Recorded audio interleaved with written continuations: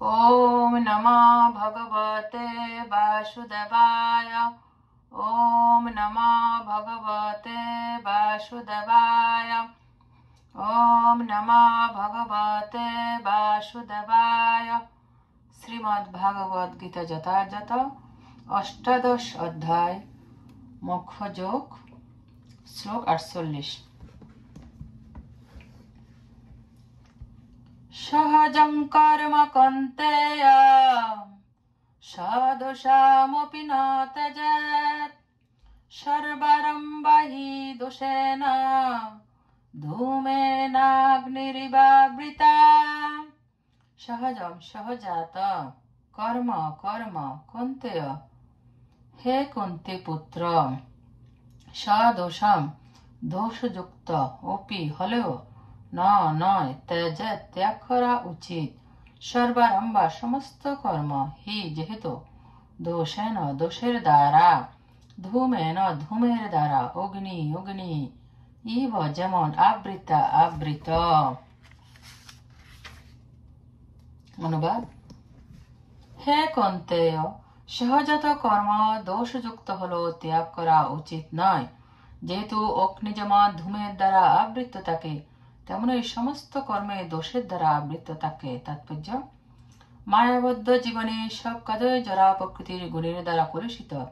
এমনকি কেউ যদি ব্রাহ্মণ হন তাহলেও তাকে যজ্ঞ অনুষ্ঠান করতে হয়, যাতে পশু বলি দিতে হয়। তেমনি ক্ষত্রিয় যতই পুণ্যবান হন না কেন তাকে শত্রুর সঙ্গে যুদ্ধ করতে হয়, তিনি তা পরিহার করতে পারেন না। তেমনই একজন বৈশ্য তা তিনি যতই পুণ্যবান হন না কেন ব্যবসায় টিকে থাকতে হলে তার লাভের অঙ্কটি তাকে কখনো লুকিয়ে রাখতে হয় অথবা কখনো তাকে কালোবাজারি করতে হয়। এগুলো অবশ্যম্ভাবী, এগুলিকে পরিহার করা যায় না। তেমন কোনো শূদ্রকে যখন কোনো অসৎ মনিবের দাসত্ব করতে হয় তখন তাকে তার মনিবের আজ্ঞা পালন করতে হয়, যদিও তাহা করা উচিত নয়। এই সমস্ত ত্রুটি সত্ত্বেও মানুষকে তার সধর্ম করে যেতে হয়, কেননা সেগুলি তার নিজেরই স্বভাবজাত। এখানে একটি খুব সুন্দর উদাহরণ দেওয়া হয়েছে। আগুন যদিও পবিত্র তবুও তাতে ধোঁয়া থাকে, কিন্তু সেই ধোঁয়া আগুনকে অপবিত্র করে না। আগুনে যদিও ধোঁয়া আছে তবুও আগুনকে সবচেয়ে পবিত্র বস্তু বলে গণ্য করা হয়। কেউ যদি ক্ষত্রিয়ের ধর্ম পরিত্যাগ করে ব্রাহ্মণের ধর্ম গ্রহণ করতে চায় তাহলে তার পক্ষে কোনো নিশ্চয়তা নেই যে ব্রাহ্মণের ভিত্তিতে কোনো অপ্রিয় কর্তব্য থাকবে না। সুতরাং সিদ্ধান্ত করা যেতে পারে যে এই জড়জগতে কেউ জরা প্রকৃতির কলুষ থেকে সম্পূর্ণভাবে মুক্ত হতে পারে না। এই প্রসঙ্গে আগুন ও ধোঁয়ার দৃষ্টান্তটি খুবই সঙ্গত। শীতের সময় কেউ যখন আগুন পোহায় কখনো কখনো ধোঁয়া তার চোখ ও শরীরের অন্যান্য অঙ্গগুলোকে বিব্রত করে, কিন্তু এই সব বিরক্তিকর অবস্থা সত্ত্বেও তাকে আগুনের সদ্ব্যবহার করতে হয়। তেমনি কয়েকটি বিরক্তিকর ব্যবহার আছে বলে স্বভাবজাত বৃত্তি পরিত্যাগ করা উচিত নয়, বরং নিজের বৃত্তিমূলক কর্ম অনুষ্ঠান করার মাধ্যমে কৃষ্ণ ভাবনায় ভাবিত হয়ে পরমেশ্বর ভগবানের সেবা করতে দৃঢ় সংকল্প হওয়া উচিত। সেটি হচ্ছে সিদ্ধি লাভের আলোচ্য বিষয়।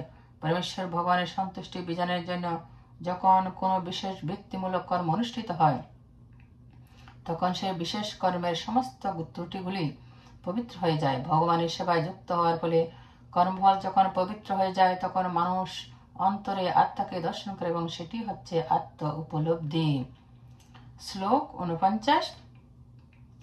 অশক্ত বুদ্ধি সর্বত্র জিতাত্মা বিগত স্পৃহা নিষ্কর্ম সিদ্ধিং পরমাং সন্ন্যাসনাদিগর্জতি।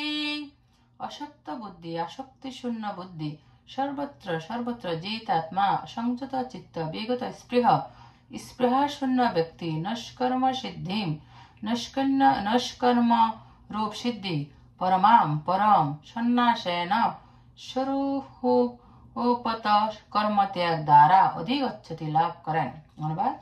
জড় বিষয়ে আসক্তি শূন্য বুদ্ধি সংযত চিত্ত ও ভোগ স্পৃহা শূন্য ব্যক্তি স্বরূপত কর্ম ত্যাগপূর্বক নষ্কর্ম রূপ পরম সিদ্ধি লাভ করেন। তাৎপর্য, যথার্থ ত্যাগের অর্থ হচ্ছে নিজেকে সর্বদা পরমেশ্বর ভগবানের অবিচ্ছেদ্য অংশ বলে মনে করা। তাই মনে করা উচিত যে কর্মফল ভোগ করার কোনো অধিকার আমাদের নেই। আমরা যেহেতু পরমেশ্বর ভগবানের অবিচ্ছেদ্য অংশ বিশেষ, তাই আমাদের সমস্ত কর্মের প্রকৃত ভোক্তা হচ্ছেন ভগবান। সেটি যথার্থ কৃষ্ণ ভাবনা। কৃষ্ণ ভাবনা নিহিত মানুষই হচ্ছেন যথার্থ সন্ন্যাসী। এই মনোভাব অবলম্বন করার ফলে মানুষ যথার্থ শান্তি লাভ করতে পারেন, কারণ তিনি তখন যথার্থভাবে পরমেশ্বর ভগবানের জন্য কাজ করেন। এভাবে তিনি আর কোনো রকম বিষয়ের প্রতি আসক্ত হন না। তিনি তখন ভগবত সেবালব্ধ দিব্য আনন্দ ব্যতীত আর কোন রকম সুখ বুকের প্রতি অনুরক্ত হন না। বলা হয় যে সন্ন্যাসী তার পূর্বকৃত সমস্ত কর্মফলের বন্ধন থেকে মুক্ত, কিন্তু কৃষ্ণ ভাবনাময় ভগবত ভক্ত তথাকথিত সন্ন্যাস গ্রহণ না করে আপনা থেকে এই মুক্ত স্তরে অধিষ্ঠিত হন। চিত্তবৃত্তির এই অবস্থাকে বলা হয় যোগারূঢ় বা যোগের সিদ্ধ অবস্থা। এই সম্বন্ধে তৃতীয় অধ্যায়ে প্রতিপন্ন হয়েছে। যিনি আত্মাতে তৃপ্ত, তার কর্মফল ভোগের আর কোনো ভয় থাকে না। শ্লোক 50। সিদ্ধিং প্রাপ্ত যথা ব্রহ্ম তথাপ্নোতি নিবোধ মে সমাসেনৈব কৌন্তেয় নিষ্ঠজ্ঞানস্য যা পরা।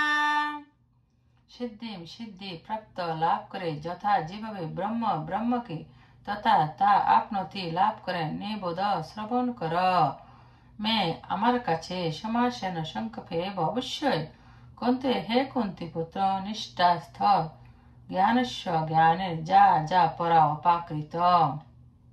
অনুবাদ: হে কুন্তেয়, নৈষ্কর্ম সিদ্ধি লাভ করে জীব যেভাবে জ্ঞানের পরানিষ্ঠারূপ ব্রহ্মকে লাভ করেন তা আমার কাছে সংক্ষেপে শ্রবণ কর। তাৎপর্য: ভগবান অর্জুনের কাছে বর্ণনা করেছেন কিভাবে মানুষ পরম পুরুষোত্তম ভগবানের জন্য সমস্ত কাজ করার মাধ্যমে কেবল তার বৃত্তিমূলক কর্মে যুক্ত থেকে অনায়াসে পরম সিদ্ধির স্তর লাভ করতে পারে। শুধুমাত্র পরমেশ্বর ভগবানের তৃপ্তি সাধনের জন্য কর্মফল ত্যাগ করার মাধ্যমে অনায়াসে ব্রহ্মোপলব্ধির পরম স্তর লাভ করা যায়। সেটি হচ্ছে আত্মোপলব্ধির পন্থা। জ্ঞানের যথার্থ সিদ্ধি হচ্ছে শুদ্ধ কৃষ্ণ ভাবনা লাভ করা, যা পরবর্তী শ্লোকগুলোতে বর্ণনা করা হয়েছে। শ্লোক 51 থেকে 53।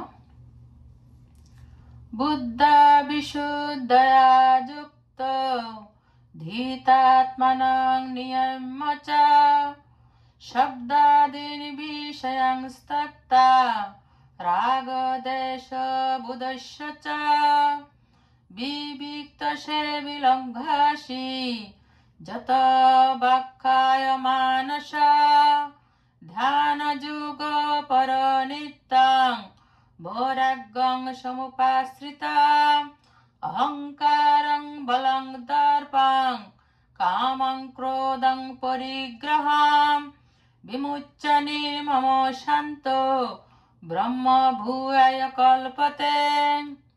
বুদ্ধা বুদ্ধির দ্বারা, বিশুদ্ধয়া বিশুদ্ধ, যুক্ত হয়ে, ধৃতা ধৃতির দ্বারা, আত্মা মনকে নিয়ন্ত্রিত করে, চ ও শব্দাদি শব্দ আদি বিষয়ান ইন্দ্রিয়ের বিষয়সমূহ ত্যক্তা পরিত্যাগ করে, রাগ আসক্তি দেশ বুধস্য বর্জন করে, চ ও বিবিক্ত সেবী নির্জন স্থানে বাস করে, লঘাসে অল্পহার করে, যত বাক সংযত করে, কায় দেহ মানস মন ধ্যান যোগ পর ধ্যান যোগে যুক্ত হয়ে, নিত্যম সর্বদা বৈরাগ্য সমুপাশ্রিত আশ্রয় গ্রহণ করে, অহংকার বলম বল, দর্প কাম ক্রোধ পরিগ্রহম জড় বিষয় গ্রহণ, বিমুচ্ছ মুক্ত হয়ে, নির্মম মমতা শূন্য, শান্ত ব্রহ্ম ভূয়ায় ব্রহ্ম অনুভবে কল্পতে সমত্ত হন।